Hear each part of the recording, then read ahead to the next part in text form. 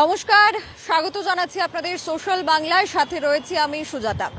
আপনারা হয়তো ভাবছেন যে এই জায়গায় দাঁড়িয়ে আমি ঠিক কি করছি। আপনারা দেখতেই পাবেন আমার ঠিক পেছনে একটা পোস্টার লাগানো রয়েছে এবং এই পোস্টারের বিষয় নিয়ে আপনারা কে কতটা জানেন কিংবা জানেন না সে বিষয়টা থেকে বড় কথা হচ্ছে যে এই পোস্টারকে ঘিরে বিতর্ক যা চলেছিল তা এখনো পর্যন্ত কিন্তু তাতে দাড়ি টানা যায়নি। আমার ঠিক পেছনে একটা পোস্টার যার মধ্যে লেখা রয়েছে তোমার নাম কি, এবং এই পোস্টারটা রীতিমতো আসাম ত্রিপুরা জুড়ে ছড়িয়ে গেছে।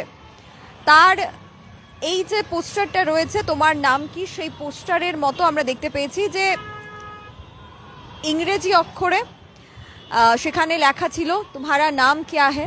তো এই ধরনের যে পোস্টারগুলি রয়েছে এই পোস্টারগুলিকে ঘিরে বিতর্ক শুরু হয় এবং এই মুহূর্তে আমি দাঁড়িয়ে আছি রাজধানী আগরতলার যে একমাত্র ফ্লাইওভারটি রয়েছে, ফ্লাইওভার যেটা রয়েছে সেই ফ্লাইওভারের ওপরে, এবং এখান থেকে কিন্তু এই ধরনের যে পোস্টারগুলি সেগুলি বিশেষ জনগণকে আকর্ষিত করে, যার জন্য এখানে বিভিন্ন ধরনের পোস্টার লাগানো রয়েছে, বিভিন্ন কোম্পানির পোস্টার লাগানো রয়েছে। কিন্তু এই তোমার নাম কি এর রহস্য খুঁজতে গিয়ে আমরা দেখতে পাই যে আগরতলা পুর নিগমের পক্ষ থেকে একটা বক্তব্য তুলে ধরা হয়। আগরতলা পুর নিগমের পক্ষ থেকে বলা হয় যে গুয়াহাটিতে অবস্থিত একটি সিমেন্ট কোম্পানি, সেই সিমেন্ট কোম্পানি তাদের প্রমোশনের জন্য এই ধরনের বিজ্ঞাপন ব্যবহার করেছে, এই ধরনের পোস্টার ব্যবহার করেছে। একটা কন্ট্রোভার্সিয়াল তারা চেয়েছিল, একটা কন্ট্রোভার্সিয়াল প্রমোশন, তার কারণে এই পোস্টার নাকি লাগানো হয়েছে।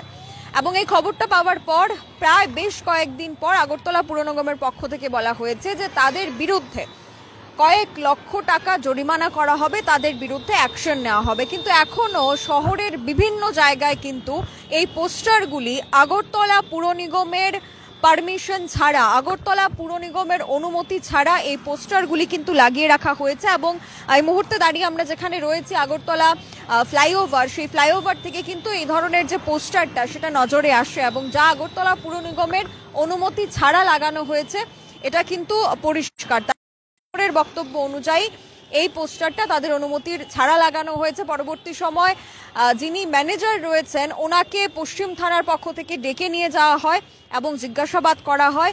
তার পাশাপাশি যখন এই খবরটা প্রকাশিত হয়নি, যখন তারা সন্দেহে ছিলেন যে এই পোস্টারটা কিসের হতে পারে, তখন কিন্তু বেশ কিছু অনুমান লাগানো হয়েছিল। এবং সেই এখনের যে পরিস্থিতি রয়েছে সেই পরিস্থিতিতে দাঁড়িয়ে অ্যাকশন মোডে কি রয়েছে পুর নিগম, তার কারণ এখনো কিন্তু রাজ্যের বিভিন্ন জায়গায় এই পোস্টারগুলি লাগিয়ে রাখা হয়েছে। রাজধানী আগরতলারও বিভিন্ন জায়গায় পোস্টারগুলি লাগিয়ে রাখা হয়েছে বিনা অনুমতিতে। আগরতলা পুর নিগমের যে এলাকাটা রয়েছে তাতে করে কোনো পোস্টার লাগাতে হলে পুর নিগমের অনুমতি নিতে হয়, কিন্তু এই যে পোস্টারটা লাগানো রয়েছে তা কিন্তু আগরতলা পুর নিগমের অনুমতি ছাড়া।